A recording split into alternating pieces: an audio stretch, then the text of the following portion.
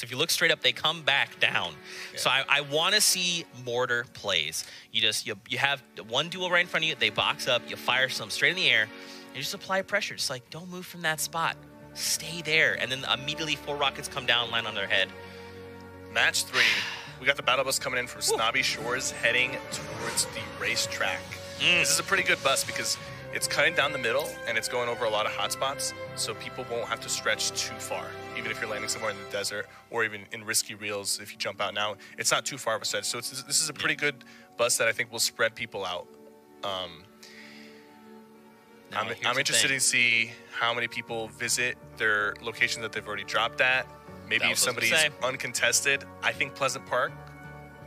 Who do we have over there? The Atlantis duo? No, apparently they went topside. They're going up toward Junk Junction. Or maybe they're going someone else. No one went to Pleasant Park. Interesting. We've seen 2 duos land there pretty consistently. Back at Motel, looks like the same duo that's been going there. Yeah. Looks like people are going to opt to go toward Wailing Woods, Risky Reels. Yeah, we've actually seen a shift in places where people are landing. That's no one went Snobby. No one went Pleasant. So those places, if they get rotated too late, people will be like, hey, there's a bunch of chests here. Let's... Oh. Hex. Early game. Blue tack. That blue tack is, if you're close enough, it can do some serious damage. And it's fast. And, if you have a pump, right, early game, you only have a pump. You don't have a follow-up weapon to switch to, like an AR or a shotgun. Right. I'd much prefer to have that blue tack just so I can take rapid shots at an opponent. Yeah. Especially in that early game. Especially when they don't expect it, right? They're like, he's probably got a shotgun. He's not firing at range. Oh, it's attack. Just kidding. He's putting down shots. I'm in trouble. This area is always going to be contested, mainly due to the fact that there is so many chest spawns in this place. There's rifts to rotate out of here, and there's a lot of chest spawns. Bogdanak is already down, so this is a 1v2 situation for Nova. He's low on shields now.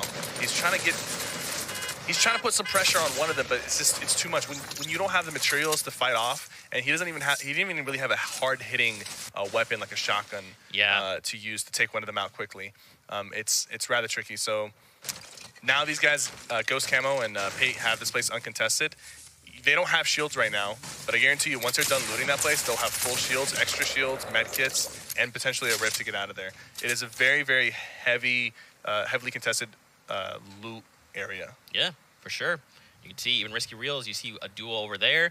Genside, Madsen, and Blacksaw are taking out Risky Reels, but back at Tilted Tower. Look who's down right now. Tixi. Pinstar. Tixi is trying to just close in and pick his friend up. Look at this. Pinstar's calling down. He wants to make sure he doesn't take fall damage as he comes down. Oh, it's not enough. Tixi knocks out a player. Yeah, and he was really close. He was really close to beating him too. He only has about 10 health left. I don't even think this guy's partner is up. No, he was taken down. Yeah. Marwana is by themselves now. But the thing is, Marwana now has Tilted Towers all to himself. So he should be able to get out of here, hopefully. Unless somebody rotates early to Tilted Towers, he should be able to get the health back. It's really unfortunate for DC and Kinstar to go down. But Tilted Towers, going there, it's a risky move. It either pays off well or you end up getting eliminated early. And in this case, did not go well for them, but that's okay. Hey, this is a quad crasher. Oh yeah. Okay. No. Okay. First of all, I don't think they're gonna take it because there's another team at Risky contesting them. Yeah. Risky's another spot that usually has a lot of chests and good loot, and then also the cars there is gonna give you a lot of metal, and metal's the most important resource to have. Yeah. After the changes they made, metal now has the most health when it's placed, and of course it's gonna have the most health once it's fully built, and you can't see through it compared to Winter Brick, where when you're hiding these late game circles, metal's going to conceal you a lot better.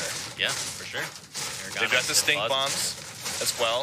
I think he's going to, hopefully he'll hold on to these for the late game rotations, and maybe they'll find some more. They're just making their way over. They're like, look, let's just start rotating over to the safe zone. We're going to be contested there. Let's just leave. But back over to Junction. Dan Dizzle went down from Dan Dizzle. That's tough, man. Now it's a 1v2, but Chef is putting a lot of damage into Dan Hizzle. Dan Hizzle's not playing like he got hit. He's playing like he still has a lot of health. And that's kind of how you have to go about it, because if he starts playing weak, Chef is going to be like, okay, this guy's weak. Maybe I can get close. Maybe I can take him out and then make it a 1v1. But even though he got hit, he kept shooting and he kept putting pressure with the AR, and he just relied on his teammate that, if I go down, you'll take care of this. but I'm going to keep giving it my all while I still can. If he had hit away, that it could have turned into a 1v1.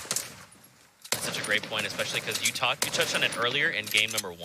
There's like a confidence factor that goes into this, right? If you play like you have 200 health, it's different than if you get cracked once and you start to play defensively, because then you give your opponent that upper hand. Dan Hizzle did not skip a beat. He got cracked once and said, look, I can't back down. I have to just keep applying pressure. And it pays out for them. Man, these guys are hunting him down. He does not have any health remaining, and he's just trying to maneuver away from them. I don't know what the game plan is here. Honestly, at this point, like, yeah, it's looking pretty bleak. Yeah, you kind of know it's over. There's not much you can do. When you got 2 guys who are healthy pushing you like that, you've got 10 health, you're running low on resources, your partner is down. It's an easy fight to lose. Yeah, but now we're at Greasy Crow. We see Solary MZ and Airwalks there. Carnifex and Crabble are also here. We've seen that duo perform very, very well. So I'm actually interested to see these guys clash. Now, will they? Tough to say. I mean, it depends on the mentality that both these teams have. Yeah. Some people are going to be like, okay, man, we're not doing too hot. Let's play aggressive. Let's get it. And other teams will be like, okay, we have enough points. Let's keep playing our regular pace. People tend to change their pace when it's not working. They might start off very aggressive, and if it doesn't work out, they'll slow things down, or vice versa. Right. And if 2 teams are playing slow, usually they'll be right next to each other, but they'll end up rotating away from each other for the sake of their own game and making it to the end game. Look at this guy. Herma and 5 skill back on them. These guys are typically a little bit more aggressive. Yeah. I like the, you got the Silence AR. You got that gold thermal, so they can take shots at range, especially when you have these third-party opportunities from, like, basically across the map. Someone bails out there on the rift. Wedge goes down. I wonder if he'll come back down. No. Nope. Oh, this is now a 1v1. Yeah, his teammate bailed. He left him. No, it's a 2v1. Oh, he did come back down. Okay, so it's Jamside and SSK. I wonder if that was maybe like an accidental rift or something, because there wasn't that much pressure to use that to bail. They've got a grenade launcher, shockwaves. Taking that rift is a little unfortunate for them, because now rotating out is going to be hard. But maybe they just took it, so the other team can't take it. One of them just rifted. He's actually going to be separated from his teammate. If he does not make it back in time, and I don't think he will, he might be separated from his teammate. And now he's in the storm. I don't think he's going to be fast. He's still moving. He hasn't been in the sky just yet. I think he missed it. I think he might have missed it. He did. He's making his way down south on the map. He's definitely missing. He needs to. And look at his health go down. If he does not have a med kit, he might go out in the storm. He right now he's running around. Maybe he's looking for a med kit. Maybe he saw even just bandages, right? Yeah, there's some bandages right there. He finds the bandages. Good. But that might not be enough. He's already very low. He picked up bandage. Okay, so actually he has 15 and a med kit. Okay. He will be able to make it out, but he has to link up with his teammate. Now I wonder, is he gonna drop the grenades? Yes, he is. Okay, that's the smart move. That's a smart move. He could have potentially just bandaged up to 75 and then ran out with the med kit, but you don't want to risk that. Having the 10 nades is nice, but you don't want to risk that. Exactly. Back over to Colcom and Dan Hizzle. They're engaged with players right now. Looks like M11. Oh, he's gonna put some pressure from the bottom. I think his partner just partner just took them out 1v2 in that box. Wow. What a great play. Dan Hizzle put on 4 eliminations and that 1v2 with 2 guys in a box like that. That's coming out alive like that. It could have gone bad. If he went down, they would have thirsted him, and then it would have been a 1v2. That's such a funny spot, because if that's me and I'm in a box of 2 people, I'm going down 100%. Not Dan Hizzle, though. He's like, hey, look, Zeke, watch me. Do what I do. That's what you want to do. But what's great is now they also have that Rift to Go. We saw them find those players Rift to Go. They've got materials. He's maxed out on metal. They're both maxed out on metal, potentially, because I see metal between them, and they're not picking up. That means they both have 999 metal. That's what you like to see going to the late game. Going to the late game with 999 metal with you and your partner, that's what you need to make those late game rotations and finish out the game. So if they can get into the circle with those resources, they put themselves at a really good opportunity to win this. Now look at this. Take a look at the top right mini-map. Jamside is just coming out of the storm. I think they heard him. But there is a lot of action here, so he might go unnoticed. But they are going in his general direction. There's a quad crasher in play. I heard it. Wait, was that Jamside? Did he come out of the storm with a quad crasher? Yeah, I think he did. He got lasered as he was coming out, and now he has to build. It's right there. He used it. Yes. Where's his teammate though? He might be down. I'm not even sure. I have no idea. Oh, there's a thermal scope in action. Yep. 100% accuracy on this thing. So if you are good with your shot, you'll get those those shots in, and you might not even eliminate your opponents, but if you weaken them before getting to them, it's gonna. Jamside took the quad crasher, and he ran away with it. Jamside, where are you? He's weak. He just got hit. Oh, but he met up. Look, he's back with SSK, and SSK has a med kit for him. The reunion, man. Oh my God. It happened, ladies and gentlemen. You know, he went back there for that med kit. It's almost like he knew it was there. Sometimes it's important to keep track of loot that you leave behind, because maybe you can't carry it right now, but it might become useful. Because he went straight back there as if he knew that med kit was there. So good on him for knowing that, or maybe he got lucky. You never know, but I'm just going to assume that he knew it was there and he was smart enough to go back and go for it. And not just that, but also remember that it was there. Because sometimes you might get carried away with the action and you might forget where you left stuff. Yeah. Over to 5-skill and Herma. They use that rotation. Oh, look at that pressure. Look at that pressure. Floating island. He's trying to break into the box. His partner is going up the side, but he noticed that, so he's going to deny him the high ground, and he's going to make sure that he stays on top. So good on him not tunnel visioning. Look at that. Just the quick building. Yeah, he's like, I want to see some crazy stuff from 5-skill. I want to see some of the crazy action that we saw in the summer skirmish. We just need to see him suddenly put up a 1x1 or a 2x1. All right, so they did a good job of disengaging.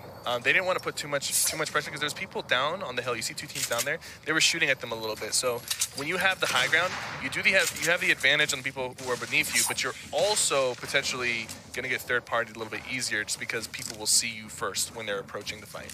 Right. And now look, they're just sitting here, man. Epsilon's playing Bobsy. But look at this. So this is SK and Jamside. Jamside goes down and is eliminated. No, he got him with one HP. Left. Jamside, that is so clutch. The people's hero. How like he came out of the storm extremely late on a quad crasher. He was getting lasered and focused by multiple teams. He's down with 1 health left on the revive, and he gets revived. This is the greatest Cinderella story of Game 3, man. How is he still alive? I don't know, but it makes me so happy. And now 5-skill, he is over here. So I believe, which 2 diamonds are they? I think they're the yellow diamonds down south, just a little bit there. I think that's the them. bottom left. Yeah. I believe that is them. Oh, the floating island is in play. Yes. So there will be teams hiding underneath it. There will be teams on top of it. And people are going to try to use it as a late game rotate mechanic. 5-skill takes a hit there. They've got that Porter Rift. I wonder if they're going to use it or if it's going to... it probably wouldn't be smart to use it. They really need to just hold this place because they're in the center of the circle. They're near the island. They're in a good spot. They're in a really good spot. Look at his material count. The only thing is missing right now is some health and some shields. Yeah. But, that could come if they stay in that position and maybe catch somebody rotating. Posey just decided to leave. I don't know if his partner's still up, but he left. He used the little crater bounce thing in the cursed zones to move out. Ooh. Jarl and Beehive making their way around. Madsen, though. They're just trying to get to the circle right now. That's really what they want.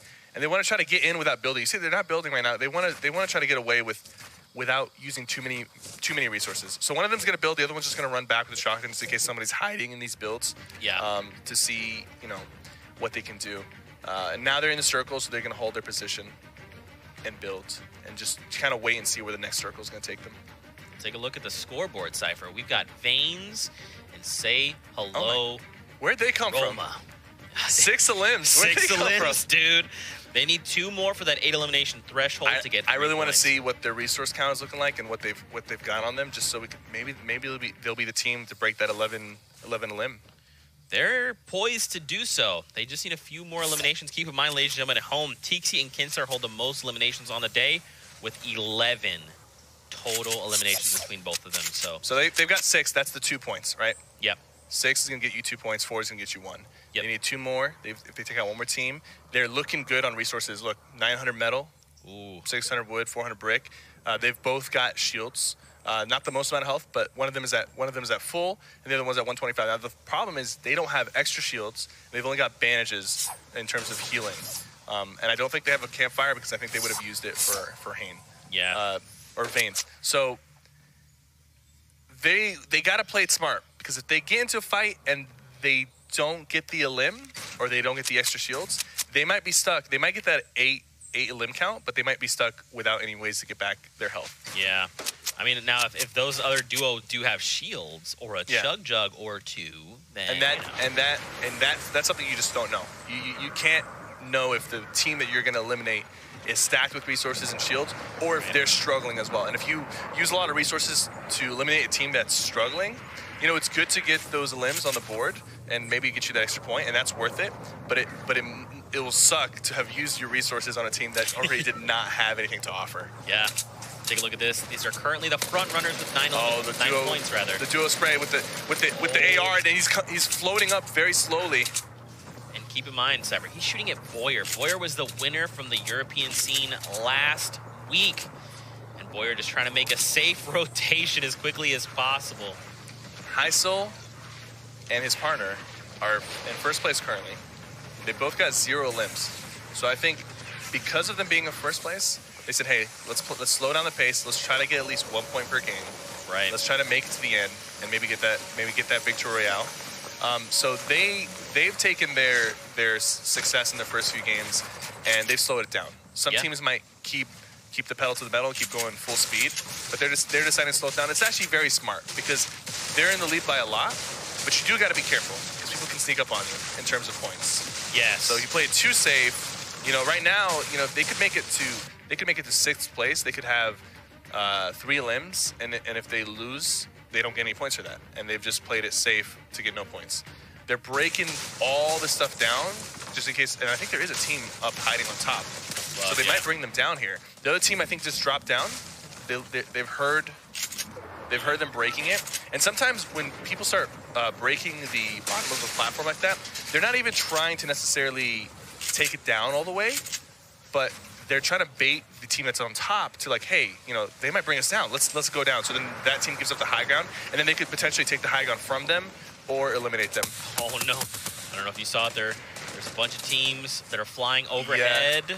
And a lot of teams are going to be landing on this hill. It's the last hill on the high ground. They're going to, and then the floating island is going to be out of play soon. So a lot of teams are rotating to the floating island, and then they're getting on top of this hill. We've already got like 7 teams here chilling. Cypher on this hill. Jam side, the people's hero is still alive, and he could potentially be engaged here with Heisel and Tyovsky. But look up top. I want to see Grapple, Jam side. Carnifex, 5 skill. I want to see them do well, man. If only we could just call them and be like, hey, Jam side, how's life? How did you make it out of there? How was the quad crasher? How did you live with 2 HP? What are you doing? But now we're coming down to the wire here. 50 players left remaining. Look at that circle. It's rotating off of the hill. People are going to be coming off the hill. There's already 2 or 3 teams that are already near the circle, so that's good for them.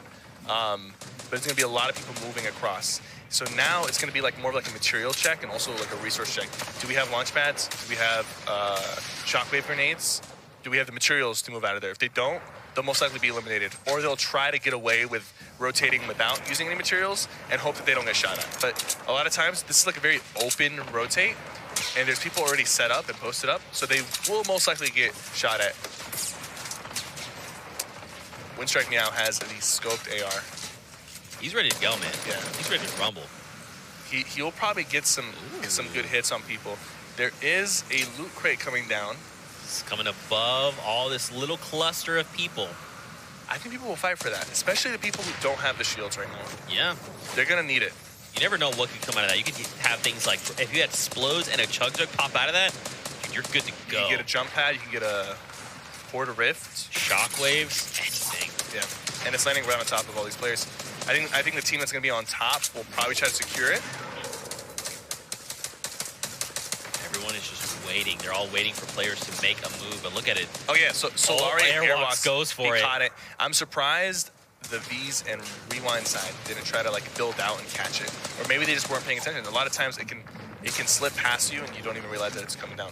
Cypher, you called it out. A launch pad is his reward. That's perfect. And some minis and a campfire. So he doesn't have a partner with him live. So yeah, he's down. That's clutch. He needs that for the late game rotate, and he needed some extra heals. So now he's got a campfire and 2 medkits. So if this comes down to a heal off, he's looking good. but he is by himself, so his partner can't be there for him to like maybe rebuild walls that get broken down or keep people off of him. So he's got to hope that he goes unnoticed a little bit. Putting some pressure here with the clingers, and look, he used those clingers. I think it's because he was going to leave them behind. He dropped something to pick them up, and it's better just to use them instead of having them lay there. Yeah. And those clingers actually caused that team to go down. Now he doesn't get any credit for that, but now he's they're just down. Calling the lobby. Yeah. Yeah. Wildcard Alpha goes down Oh there. my God! Look at this circle. It's going up the hill. Oh, okay. So If Cypher. you currently do not have a launch pad or enough resources, you're going down. Yeah. And no one is in a good spot here because look how deep it is into the circle. The only people that are in a good spot are maybe the people that are up ahead, but even the guys in the back, they might even be in the better spots because they don't have people behind them. Like this. Yeah, like this. Yeah. Players So they're going able to down. come in and get those cleanups as people rotate. Nope, wasn't enough. I mean, Cypher, if there's We got anything 38 people. the Skirmish series has taught us, It's going to go down. is if you fight a mountain, you lose. Yes. Like you're talking about, man. These launch Got some launch pads coming in. This guy's he's going to use their launch pad, Dan Hissel, and he needs one more limb to secure a second point. They've got 4 and 1. 5 skill, taking the high ground. Someone's in there with them. Who is that?